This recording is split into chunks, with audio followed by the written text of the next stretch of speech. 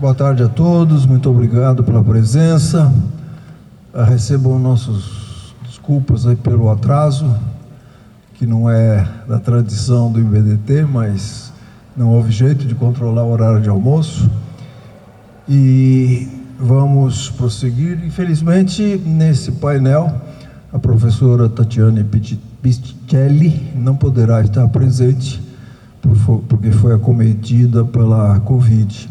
Ficamos sabendo isso ontem à noite.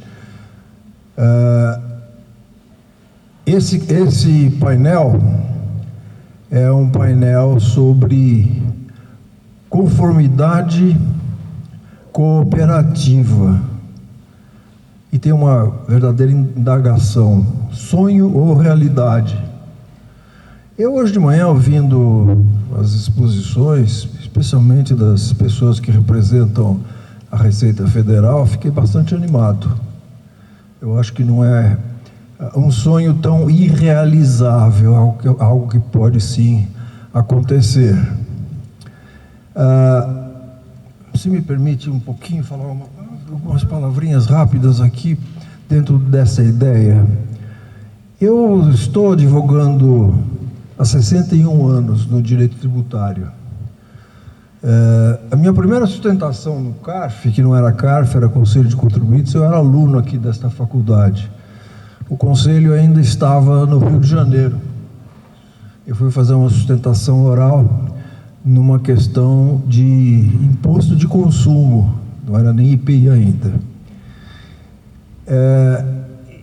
Aí o Conselho mudou para Brasília, eu mudei junto, fui para lá para fazer a minha atividade de advogado, mas havia também uma intensa relação de contribuintes com a Receita Federal. Naquele tempo, a Receita também estava de mudança para o Rio, e lá pelos anos 1969 ou 70, criaram os pareceres normativos que orientavam a resposta de qualquer consulta dos contribuintes. O que eu quero dizer com isso é o seguinte: nós vivemos épocas muito boas de relacionamento entre contribuintes e fisco, que é o que eu tenho ouvido hoje aqui nesse painel e que é um dos objetivos desse evento, não painel, desse evento. E eu me lembrei que isso já tivemos épocas em que isso ocorreu, logo é possível, né? O que aconteceu para que houvesse uma ruptura nesta harmonia que havia? Eu diria que na parte de processos administrativos, nós tivemos uma grande ocorrência, que foi a criação da Câmara Superior de Recursos Fiscais. A Câmara Superior, logo depois que o Conselho foi para Brasília, a Câmara Superior eliminou um recurso administrativo que a Procuradoria tinha quando perdia processo no Conselho de Contribuintes. E isso, você ganhava um processo, o contribuinte ganhava algum processo, ia para o gabinete do ministro, onde havia uma pessoa muito interessante, muito educada, competente, não sei se conhecem, o doutor Haroldo Funk, mas o Haroldo decidia todos os recursos da Fazenda. Evidentemente que isso aí representava uma espécie de um desalento e de um desestímulo para o recurso ao processo administrativo. Eu nunca perdi essa vontade de pleitear perante o Conselho de Contribuintes.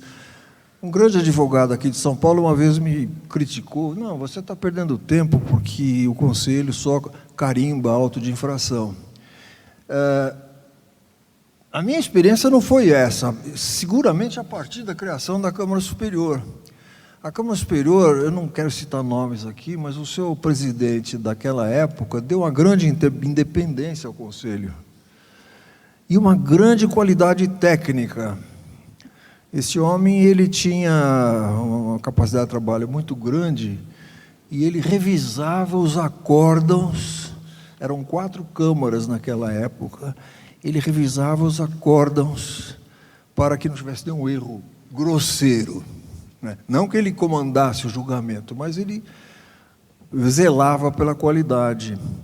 E nós tivemos acórdãos memoráveis, né? O conselho foi indo, foi indo.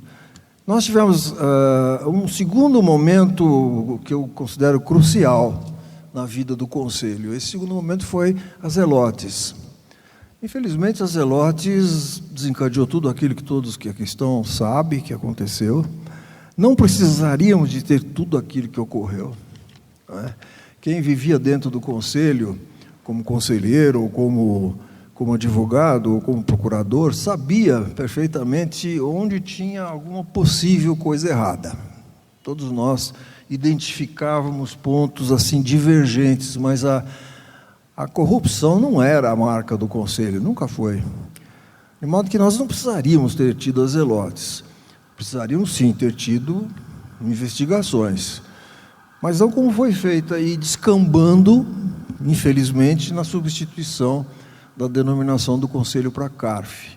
E aí, nos anos, isso foi de 2009, né, nesses anos seguintes, nós tivemos uma perda de qualidade muito grande, independentemente da qualidade técnica dos conhecimentos dos conselheiros, muitos dos quais ainda vivem lá dentro do conselho. Mas houve uma perda de qualidade porque houve uma pressão qualquer lá que impedia uma liberdade de manifestação das convicções de cada um, né? E o famigerado voto de desempate, que todos nós sabemos o que acarretou. Hoje de manhã, o professor Quiroga, que é um dos grandes advogados que mais conhece o CARF, mencionou que a Operação Zelotes e o que veio depois foi ruim para a advocacia. Eu concordo com ele, foi ruim para a advocacia, nós advogados, perdemos a liberdade para exercer normalmente a atividade de defesa dos nossos constituintes, mas quem perdeu mesmo foi o país, né? Porque com isso nós tivemos outro fenômeno, uma busca da solução no Poder Judiciário, que era excepcional antes disso. Hoje, o Judiciário está atolado de casos que não envolvem matéria que são típicas do Judiciário, matéria constitucional, matéria que vai até o Supremo, não. São coisas comuns, é continuidade da discussão daqueles autos de infração decididos no CARF ou na Câmara Superior. Eu também ouvi falar hoje de manhã que nos 2 últimos anos as coisas melhoraram. Eu não vou colocar no tempo se são 2 anos ou não, mas realmente a gente já pode sentir uma mudança assim, de tendência em algumas turmas, inclusive na primeira turma da Câmara Superior, onde nós passamos a ver aquilo que era comum no antigo Conselho de Contribuintes, conselheiros representantes da Fazenda Nacional votarem a favor de contribuinte e vice-versa.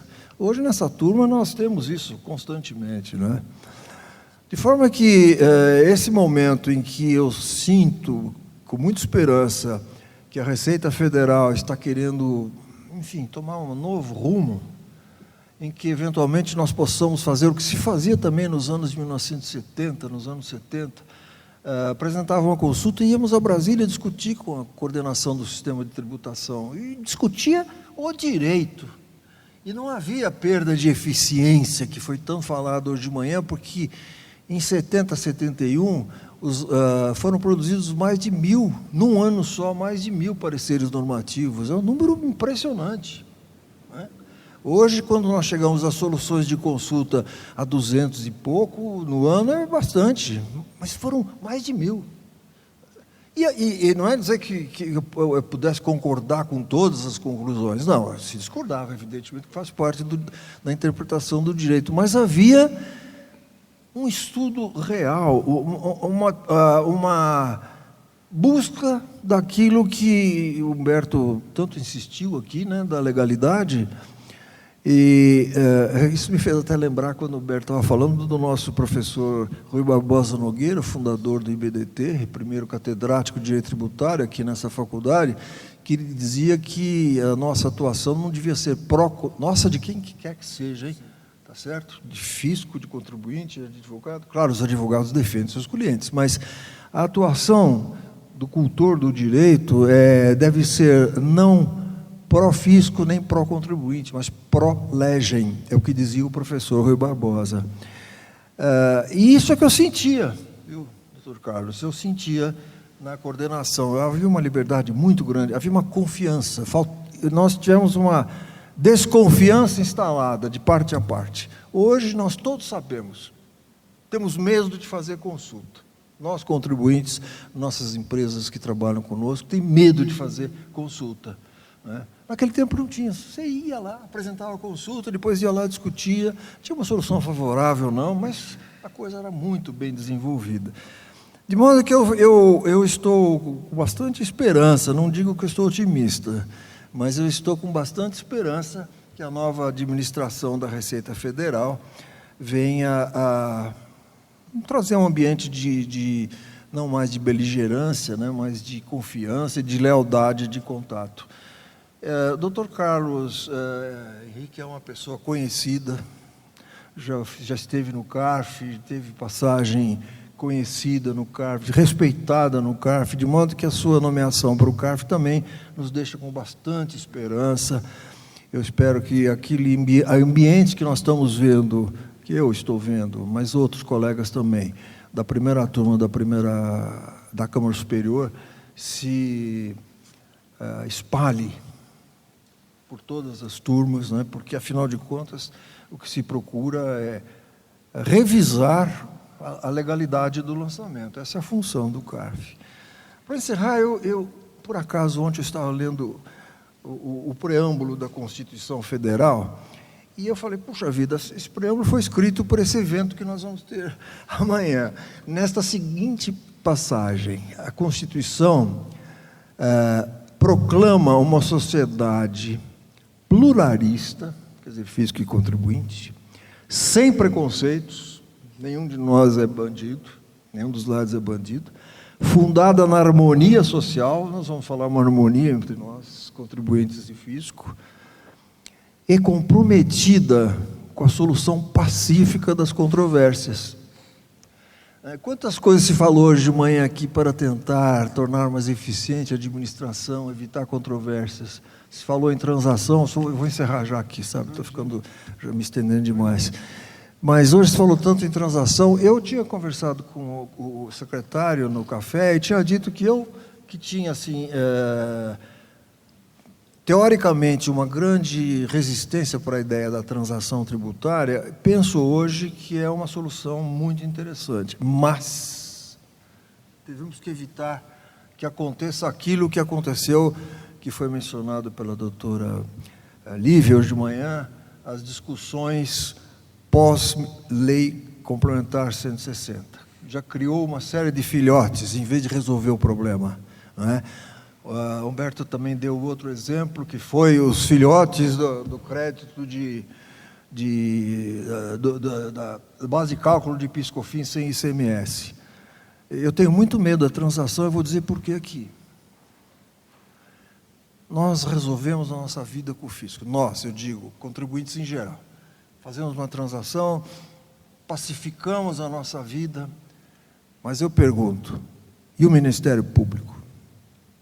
Nós vamos evitar denúncia de Ministério Público? Nós sabemos que hoje o CARF declara a inexistência de sonegação ou de fraude fiscal, elimina a multa qualificada, e o Ministério Público oferece queixa. E vai em frente, os tribunais aceitam. Então, ao se regular a transação, não se pode pensar só entre fisco e contribuinte. Nós temos uma terceira parte que precisa ser envolvida na legislação que vier a regular essa matéria, que é o Ministério Público, porque os efeitos da transação têm que chegar àquela desmemória plena que falava Rui Barbosa, né? Não se pensa mais no assunto. Porque se nós ainda, depois de uma transação, tivermos que defender o contribuinte, ou às vezes um funcionário, um coitado que não tem poder de comando nenhum e vantagem nenhuma na discussão tributária, ele continua tendo que se defender.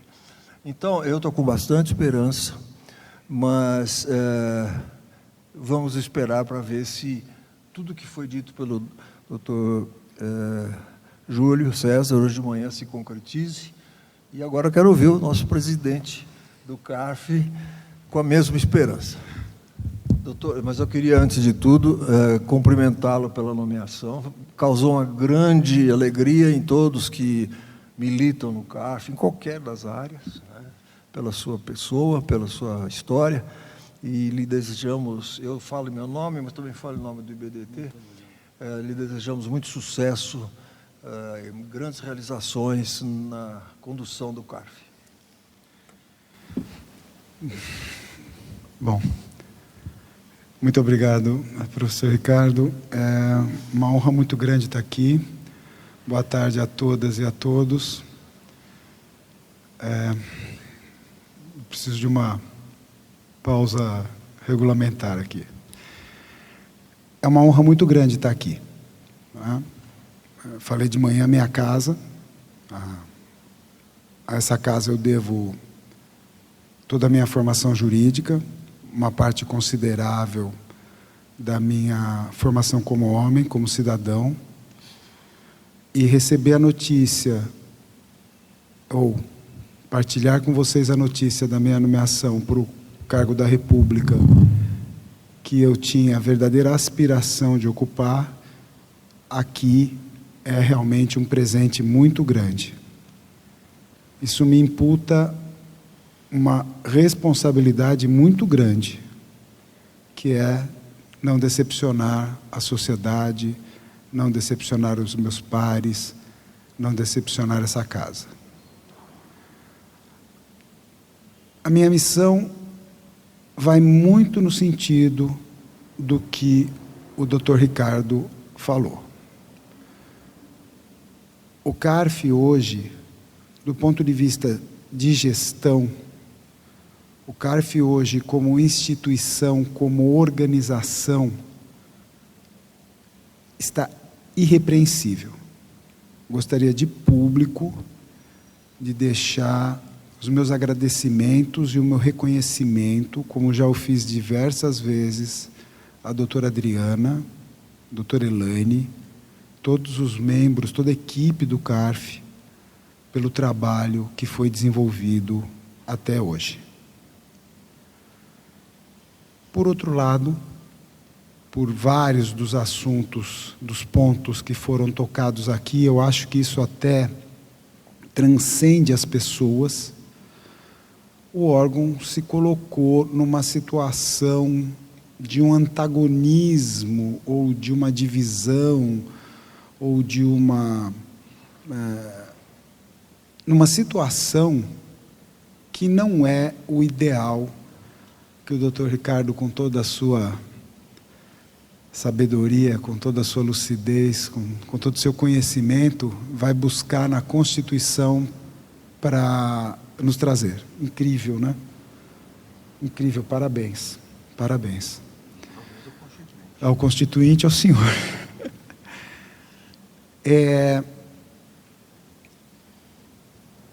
Tudo que foi dito aqui faz parte do meu ideal como presidente do CARF. Eu vou tentar implementar tudo que foi dito aqui. Exatamente tudo.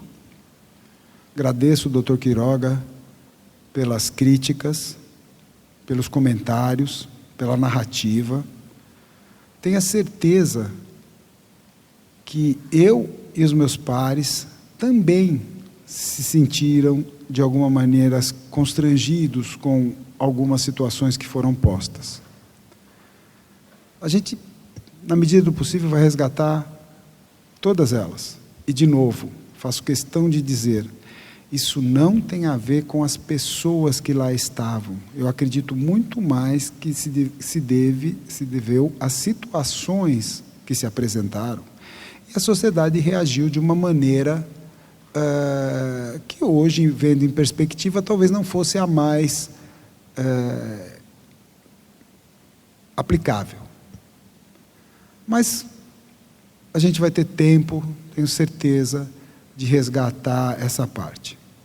Vou terminar a minha fala como presidente do CARF, porque senão vocês não vão ter hora nem para jantar, e retomar as questões da mesa, especificamente da Receita Federal, trocar de chapéu, voltar a pôr meu chapéu de diretor de programa. Mas, antes disso, eu queria conclamar a todos, pedir a todos ajuda, colaboração, no sentido de comentários, de críticas, de sugestões, de ideias, para que a gente resgate essa visão que eu digo até que é meio idealizada da minha parte, mas que resgate para que o CARF volte a ser efetivamente o lugar onde tanto o fisco quanto o contribuinte, por meio dos conselheiros, possam decidir a lide tributária e exercer o verdadeiro controle de legalidade, que é a função institucional do Conselho Administrativo de Recursos Fiscais. Peço, por favor, que, se for possível, passar a apresentação do CONFIA. Ela está aí? Não. Os slides, não? Pessoal, só um segundinho. Aí eu vou ter mais tempo para falar. Deixa eu levar ali, só um segundo.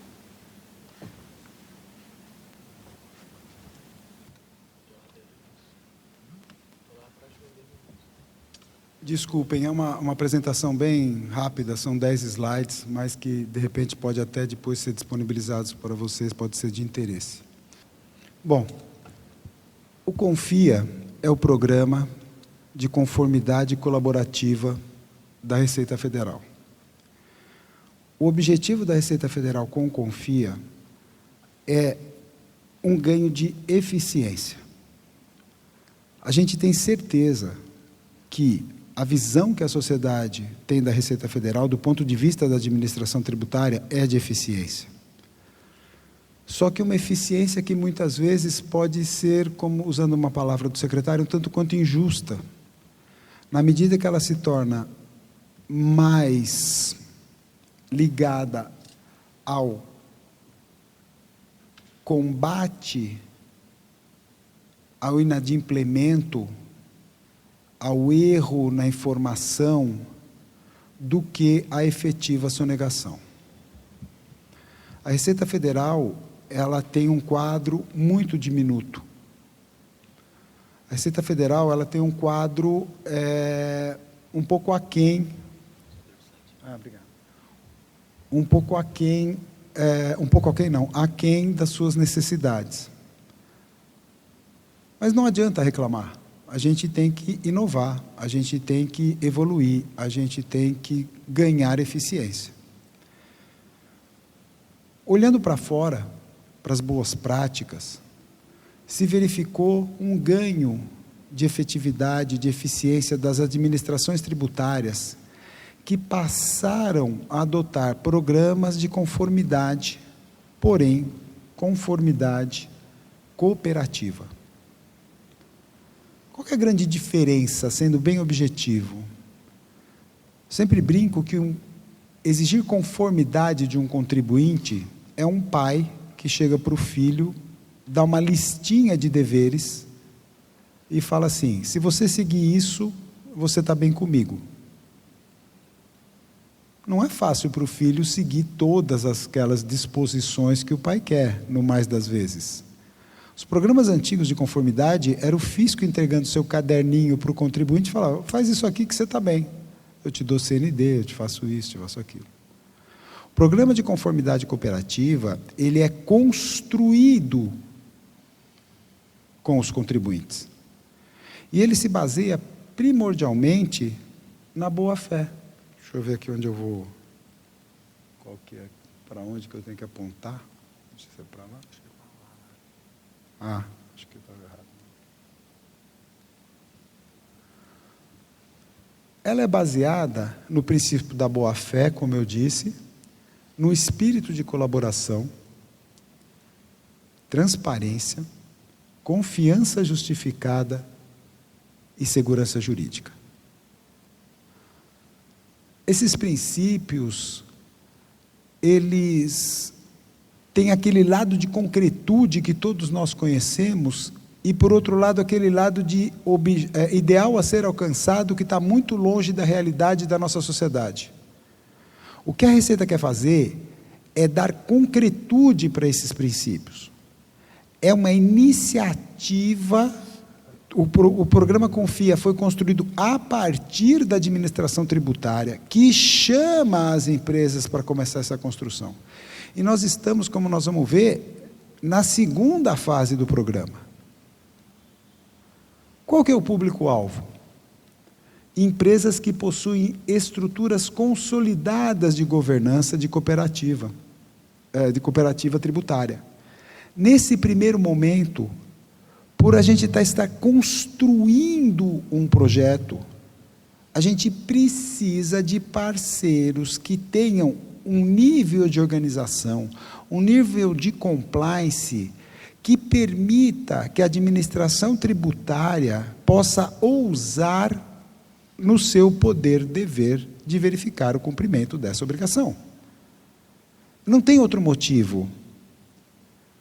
Empresas que não possuem esse grau de governança não nos permite testar os modelos.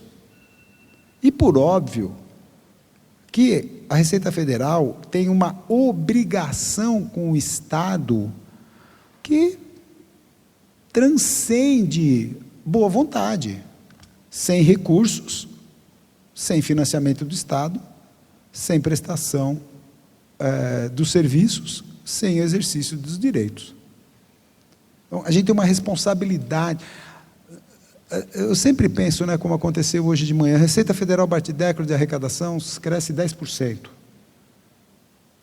É mês em cima de mês. Eu tenho 20 anos de receita, pouquíssimas vezes em 20 anos, a gente caiu a arrecadação em um ou outro mês.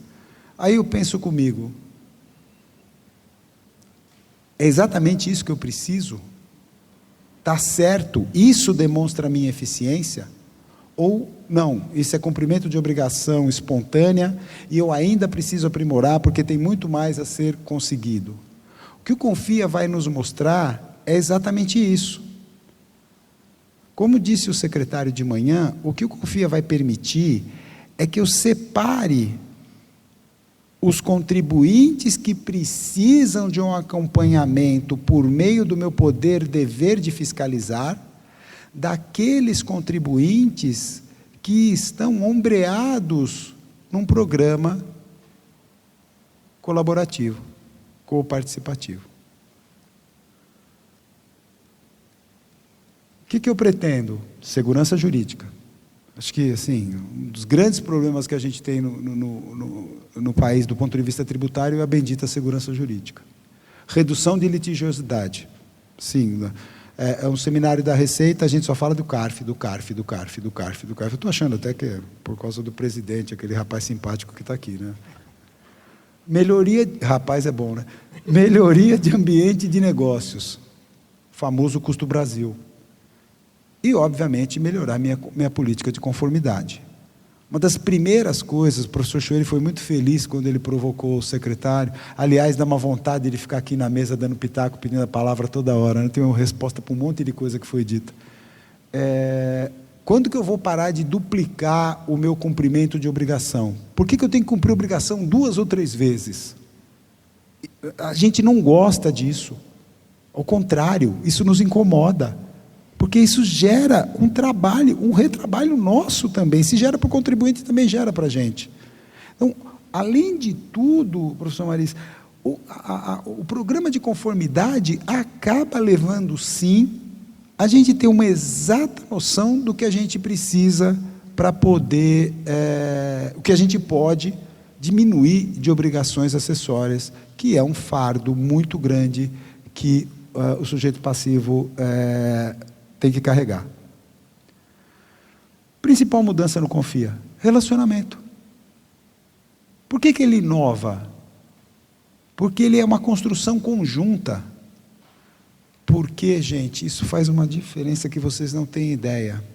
A bendita economia comportamental.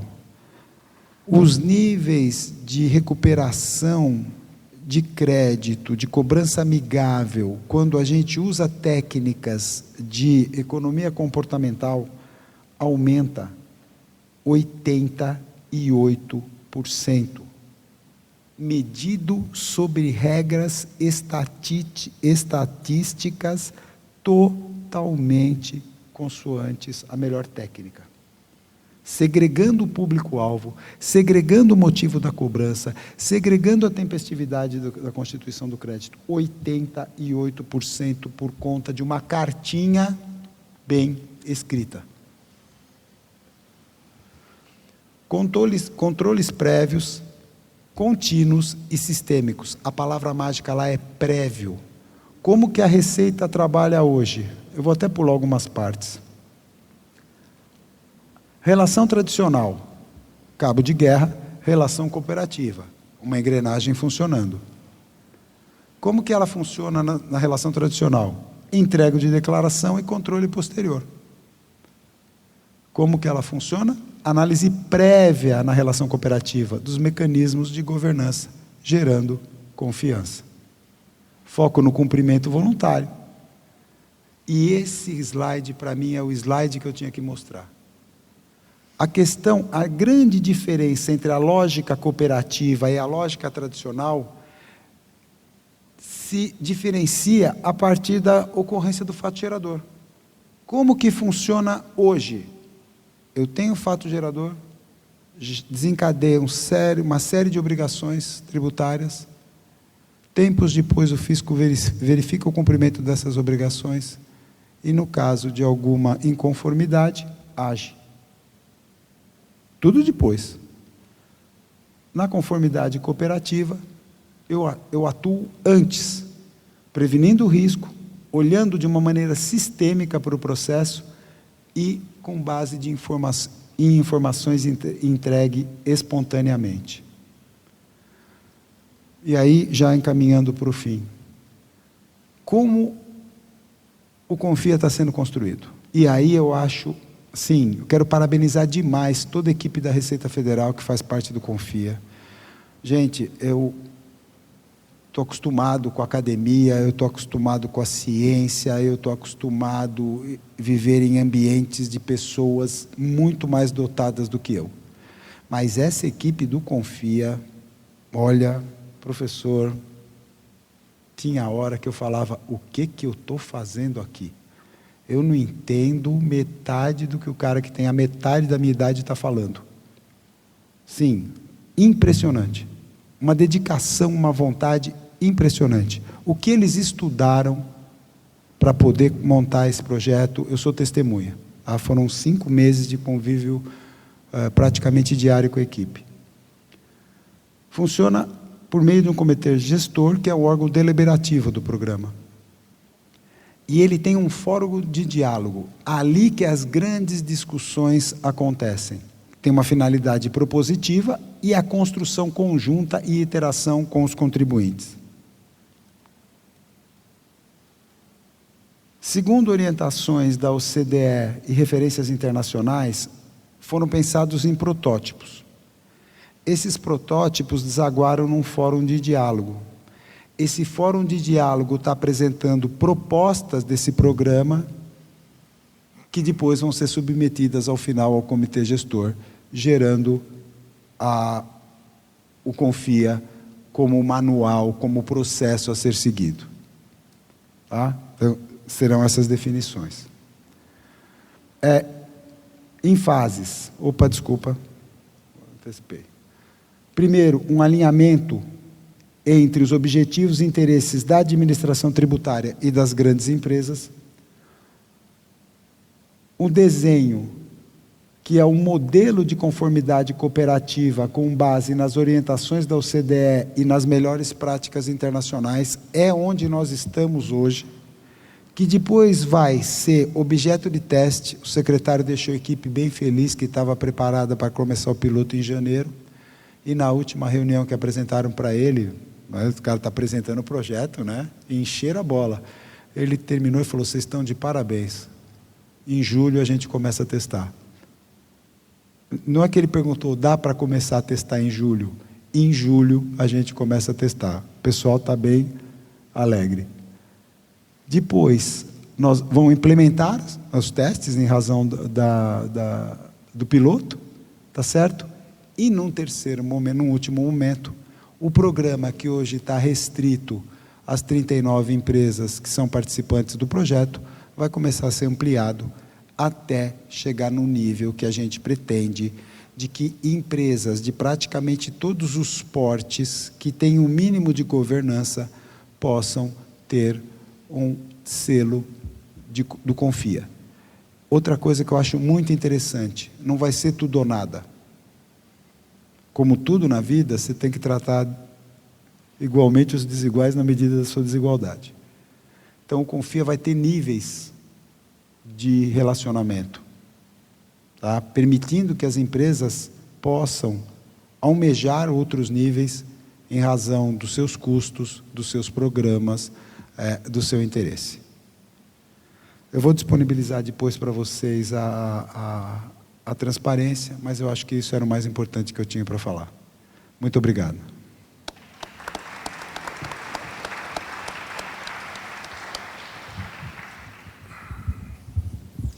Muito obrigado, doutor Carlos, em nome de todos. Estava pensando aqui uma coisa em continuidade que eu falei e dentro da sua linha, e pensando em CARF agora. É tão errado não imaginar que um conselheiro indicado por uma confederação tenha que votar a favor de contribuinte sempre. Como é errado imaginar que um indicado pela Receita Federal tenha que votar a favor do auto de infração sempre. Não é essa a função do órgão, não é? Me lembro alguns anos atrás, quando ainda vice-presidentes que eram de contribuintes detinham poder de voto de qualidade, eles usarem esse poder a favor do fisco, do contribuinte. Havia uma noção, claro que sempre nada é perfeito, mas havia uma noção geral, né, da função do órgão, né? Muita esperança, hein? Vou passar a palavra ao nosso querido professor, Guilherme Mendes.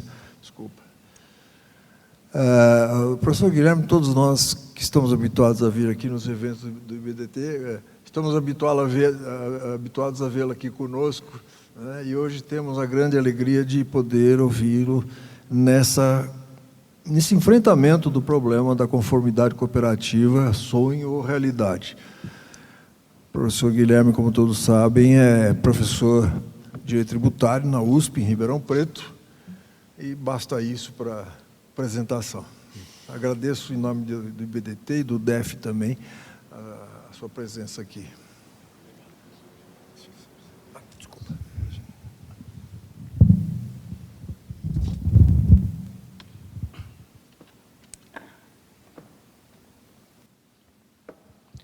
Boa tarde a todos e todas. Eu tenho um pequeno problema. Eu não consigo falar sentado. O Carlos sabe disso, né? É testemunha, né? Eu dou aula, tem alunos meus aqui, inclusive. Vou passando no meio dos alunos, conversando com eles, e inclusive eles param até de ficar usando o aplicativo, né? Porque eu estou do lado deles, né? Então, esse é um problema. Eu realmente não consigo falar sentado. E aqui eu tive um problema maior, porque uma das qualidades que eu não tenho é a estatura. Então, minhas pernas estavam balançando ali na cadeira, de modo que eu peço licença à mesa para poder falar de pé a todos. Queria inicialmente cumprimentar o nosso novo presidente do CARF, Carlos Henrique Oliveira. Na verdade, me permite, não como presidente do CARF, mas como acadêmico e amigo. Eu tenho algumas pessoas que... Eu acho que o importante é a gente saber quem sabe, não a gente saber propriamente. Hoje mesmo eu estava com... Me ligou um aluno lá do Senado, assessor de um senador. Guilherme, pode tal coisa, a resolução do Senado, fixar a alíquota máxima do diesel e tal, o senador tal quer saber. Eu não tinha a menor ideia. Aí eu mandei um WhatsApp para um outro amigo que é o meu consultor de ICMS, né?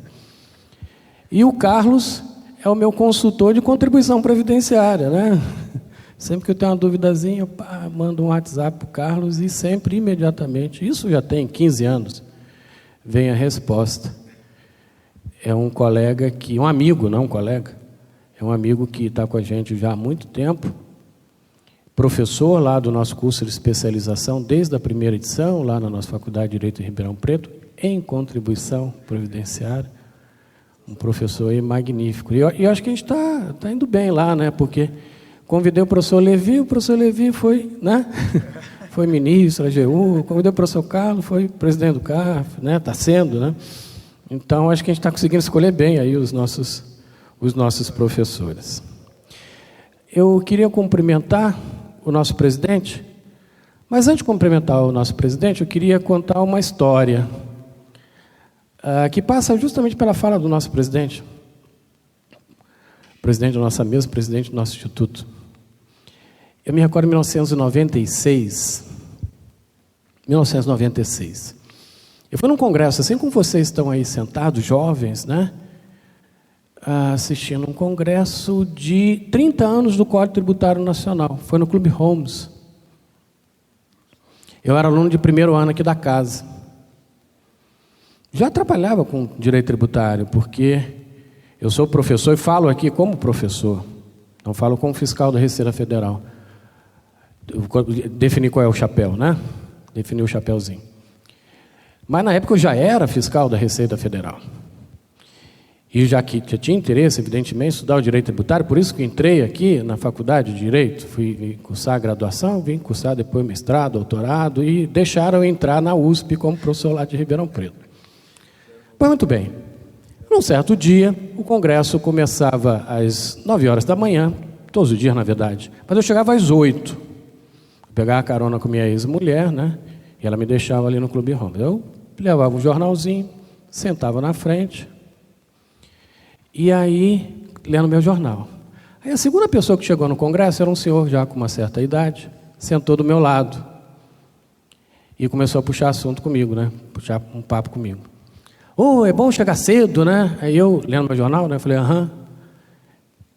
é bom chegar cedo porque tem muito trânsito em São Paulo, na época já havia trânsito, né? Aí eu lá preocupado com o meu jornal, né? Aí chegou uma hora e falou assim, você sabe quem vai falar hoje aqui? Eu falei, sei, é o professor Rui Barbosa Nogueira. Né? Aí essa pessoa, né?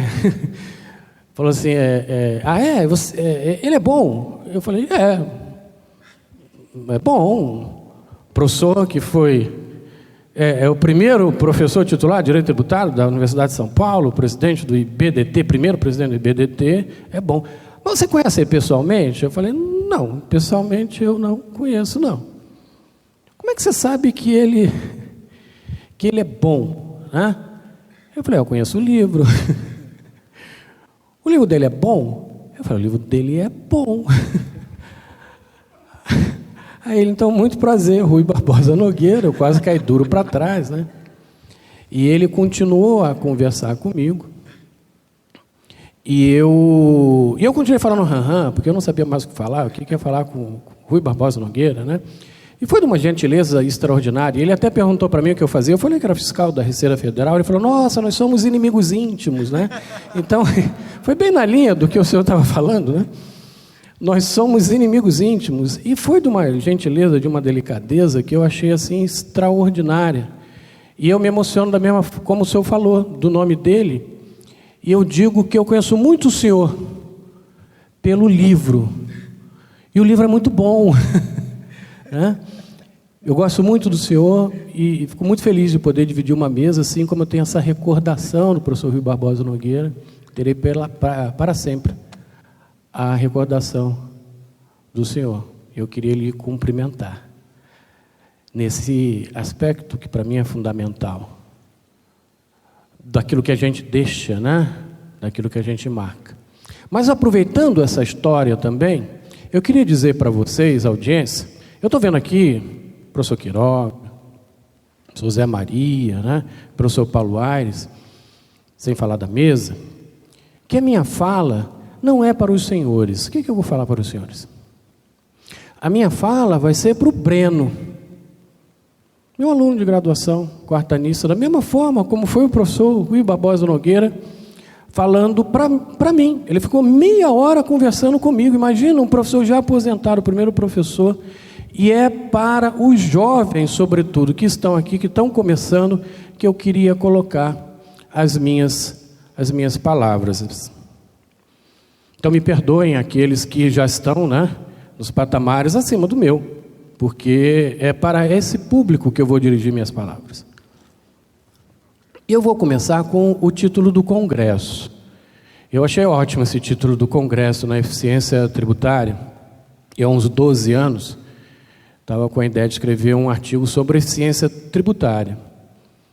E conversando com alguns colegas, eu sempre, antes de escrever alguma coisa, eu fico trocando ideia, Aí o professor Tiago Marrara, professor lá da nossa casa, ele falou: Guilherme, eu estou escrevendo um livro, estou organizando um livro sobre o princípio de direito administrativo, Vão ter vários autores, tem a professora Maria Silva Zanelli Pietro, por exemplo. Esse livro aqui já tem 10 anos, mais ou menos. Já saiu outras edições desse livro. Mas, enfim, essa aqui é a primeira. Escreve sobre o princípio da eficiência como um todo. Eu falei: nossa, eu não sou administrativista. Mas escrevi. E eu acho que gostaram. Se vocês procurarem a enciclopédia jurídica da PUC, é aberta, Só colocar no Google, vai achar. No vocábulo chamado de princípio da eficiência vai estar citado esse meu artigo. Eu fui estudar eficiência, E passa muito o que o professor Humberto Ávila aqui falou. Ele falou de assim, o máximo de finalidade com o mínimo de meios, E de fato, quando a gente vai ver eficiência na administração das empresas, é o máximo de receita com o mínimo de custo. Na própria economia mudou. Antigamente a economia se achava que a natureza era infinita, então não se preocupavam com os custos, diziam o máximo de resultado, com aquilo que a gente pudesse explorar a natureza. Quando a gente pensa em economia sustentável, não é bem assim.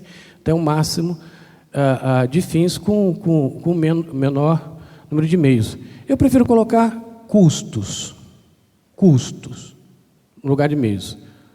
Mas, enfim, a ideia é essa. E eu comecei a meditar o que é eficiência jurídica, do ponto de vista macroscópico.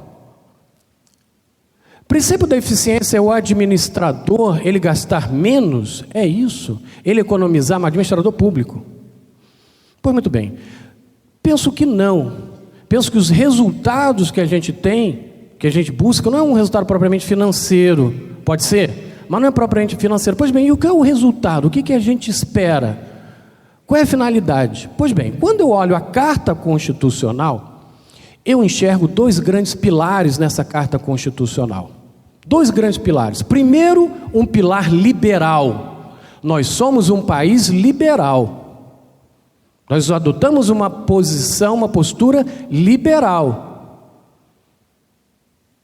Direitos às liberdades, as garantias,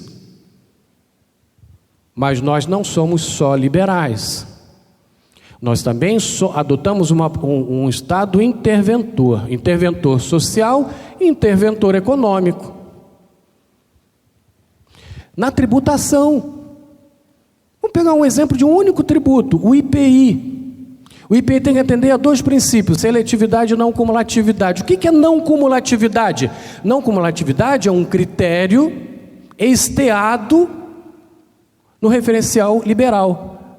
Ou seja, eu vou aproveitando tudo que foi ao longo da cadeia, no final, a carga tributária sobre a caneta é a mesma, ou deve ser a mesma, independentemente do modo de produção. Ou seja, o modo de produção tem que ser livre.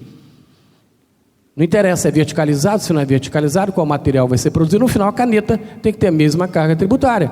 Então, a não cumulatividade, ela está esteada no vetor liberal. Agora, o IPI tem que ser seletivo.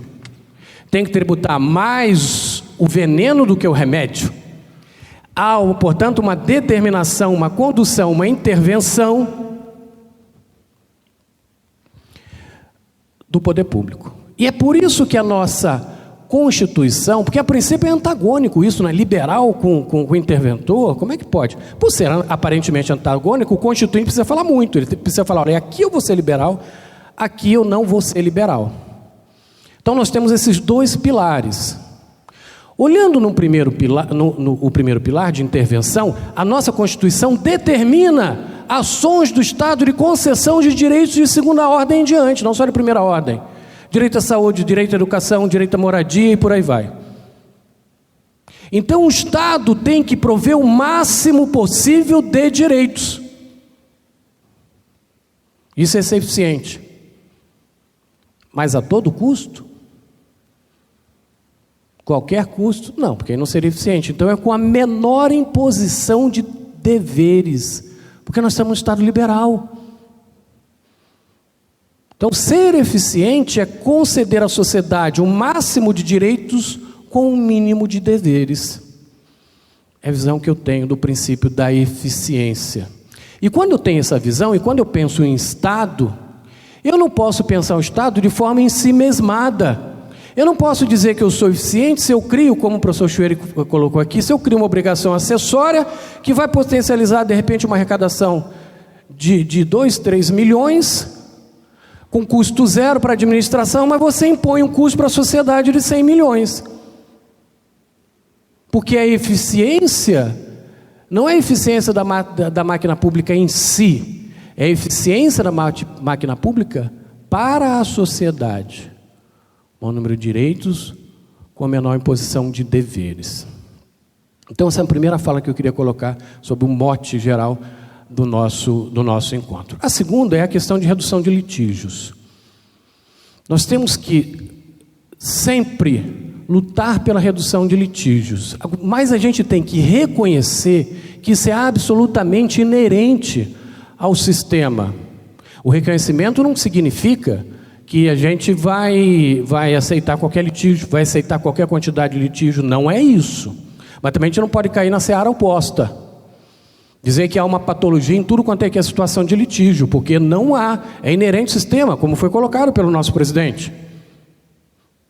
Ora, e os litígios, eles decorrem do que eu chamo de emergência de complexidade, que é próprio do Estado moderno. Vou dar um exemplo. Um exemplozinho simples. Bem simples. Outro dia foi mais de uma banca que fez essa pergunta para os candidatos, né, de TCC, de especialização, que escrevem sobre criptoativos. Eu falei, será a pessoa física, quando você vende um bem ou um direito, você tem que pagar o imposto sobre ganho de capital, sobre o ganho. Mas você tem uma faixa de isenção, que é R$35 mil por mês pelo conjunto de operações de bens e direitos de mesma natureza. Né? Bens e direitos de mesma natureza. Me diga uma coisa, o que vocês acham? O Bitcoin tem a mesma natureza do Ethereum? Eu tributo R$35 mil considerando criptoativos ou considerando cada um dos criptoativos? Percebem? E como é que surgiu esse conflito? E vai surgir, eu não vi uma atuação disso, mas vai surgir da emergência de complexidade. Quando o legislador editou essa lei, sei lá quando, tem várias décadas já, se bobear não havia nem internet, quanto mais criptoativos. E a emergência de complexidade, ela surge pelo confronto o quê? De uma realidade que é mutante, cada vez mais evolui, em choque, ou em relação, talvez choque não seja a palavra mais adequada, com o direito. E aí nós vamos tendo cada vez mais relações, e são relações, claro, conflituosas, evidentemente. Agora, o que é necessário? É necessário que os operadores do direito, efetivamente, consigam operar esse sistema da forma mais eficiente para a sociedade. Por que eu peguei o celular? Para vocês, para a gente, não é relativamente simples usar um iPhone? Agora, constrói um iPhone. Você sabe quantos engenheiros tem hoje trabalhando só para aperfeiçoar o que já está magnífico, mas eles continuam trabalhando? Só a câmera do iPhone, sabe quantos no mundo, né? Então 800, só a câmera. Imagina todos os demais componentes do iPhone. Então, as questões vão se tornando cada vez mais complexas, cada vez mais a gente precisa de especialistas operando essa complexidade. Mas tem que ser de forma eficiente. Mas eu não vou encerrar minha fala aqui, porque eu tenho um tema fundamental que eu queria trazer. Queria aproveitar essa oportunidade numa casa como essa, a casa que, evidentemente, que é mais relevante do direito do país, e é minha casa, né? Eu fiz graduação, mestrado, doutorado, foram 11 anos aqui, eu não posso deixar de passar. Hoje não, já desde sempre, os colegas sabem, né? Eu estudo tributação de pequena empresa. Eu opero com tributação de grande empresa. Fui fiscal, ANADEMAC, que são as delegacias dos maiores contribuintes, julguei N casos, né? O professor Quiroga foi advogado de vários, né? de grandes empresas. Mas eu optei por estudar a tributação de pequena empresa. Até porque, como eu sou servidor público em todas as searas, tanto na academia, sou servidor público, quanto fora da academia, eu falei, eu tenho que entregar algo que é tipicamente para a sociedade que poucos entregam. Poucos entregam. E eu queria dizer para os senhores que conformidade e complexidade se dá também no campo das pequenas empresas. Nós devemos ter atenção às pequenas empresas. E eu vejo, e eu vou finalizar a fala com a questão da, como é que é o finalzinho? Sonho ou o quê? Do nosso painel é sonho ou? Sonho ou realidade? Eu acho que se caminha no país para uma maior conformidade. Eu acho que está sendo mais realidade. Para as grandes. Mas nós estamos esquecendo as pequenas. E eu vou ficar num único exemplo. Perante o presidente do CARF, que passa o exemplo do CARF, não da administração do CARF anterior ou a futura, não é da administração, é da lei. É da lei. Quando foi editada a lei de 2020, que é a lei de transação, que teve a questão do voto de qualidade invertido, todo mundo ficou falando, todos os eventos, né? Uns defendendo, outros contra, mas tudo ficou girando em torno disso. E eu não vou falar disso. Porque não foi isso que me saltou aos olhos. Sabe o que me saltou aos olhos? Me saltou aos olhos o fato de na mesma lei, ter impedido os pequenos de recorrerem para o CARF.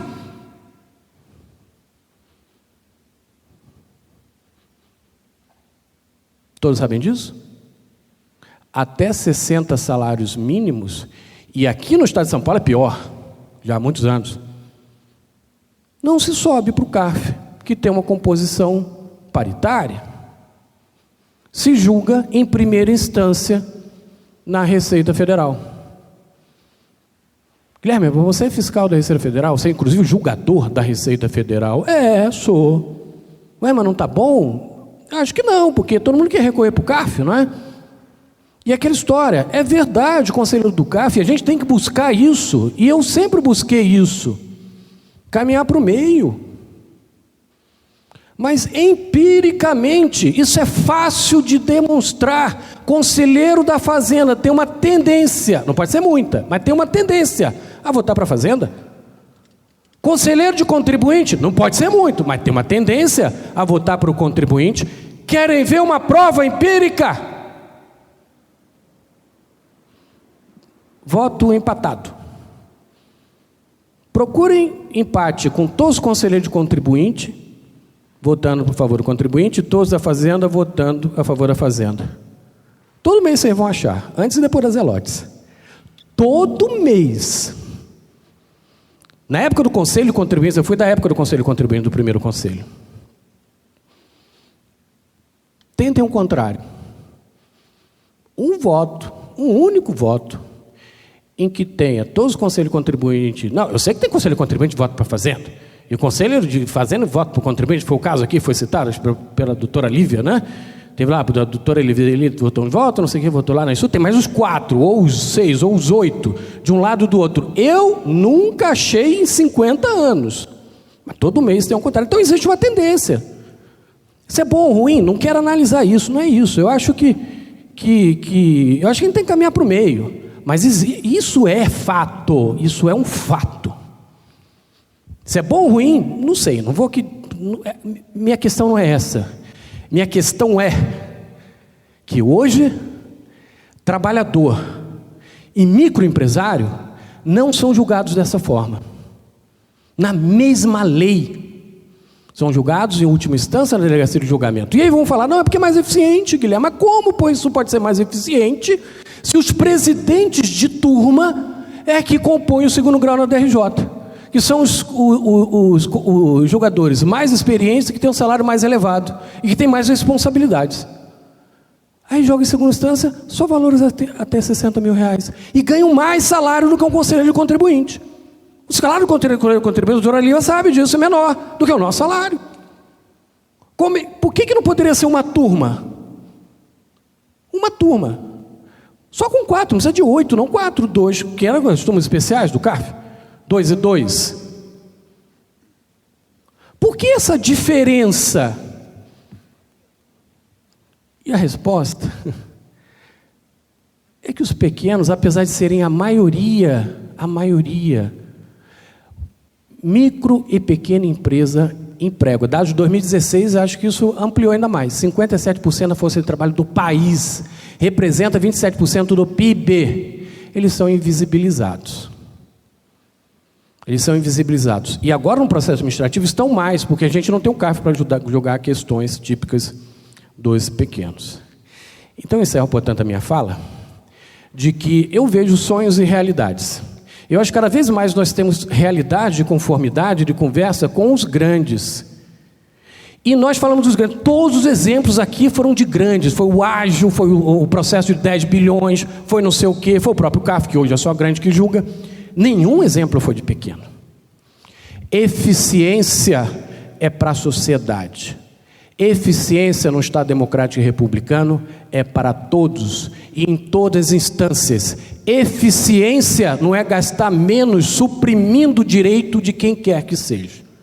E é isso que nós, não só isso, mas isso que nós temos que ter atenção e que é a minha grande pesquisa e é meu grande orgulho de fazer essa pesquisa. Breno, minha aula foi para você, querido, e para todos aqueles que estão na sua condição. Muito obrigado.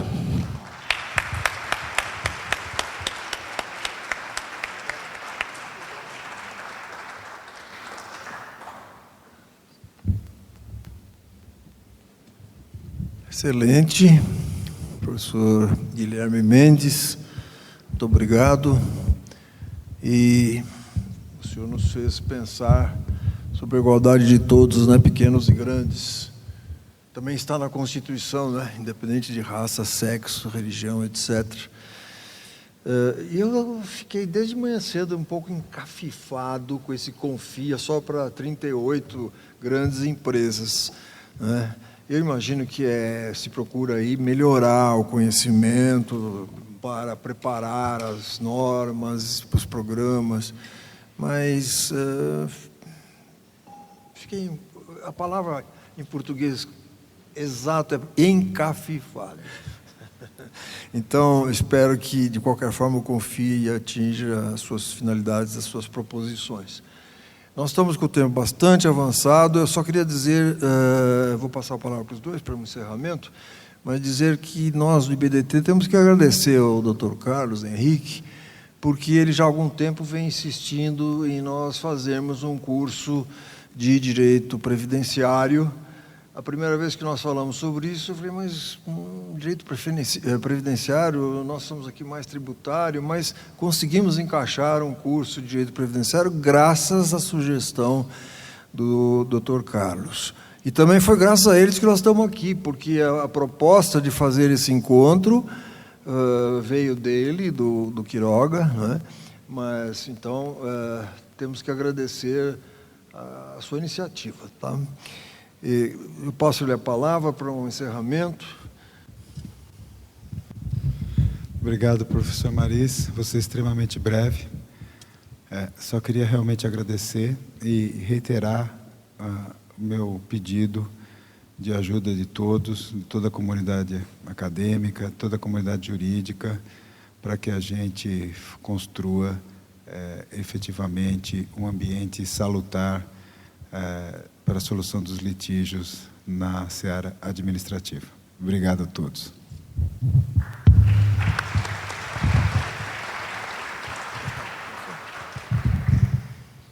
Bom, eu só tenho aqui a agradecer a oportunidade do Instituto, dessa nossa casa, aqui aos meus colegas, amigos de mesa, né? Foi uma honra, uma enorme satisfação tê-los aqui mais uma vez.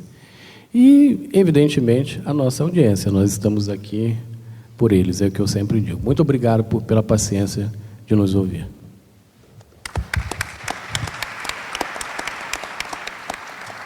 Então vamos dando por encerrado esse painel. E dentro de 15 minutos, 20 minutos, nós voltamos com o último do dia. Muito obrigado pela presença de todos.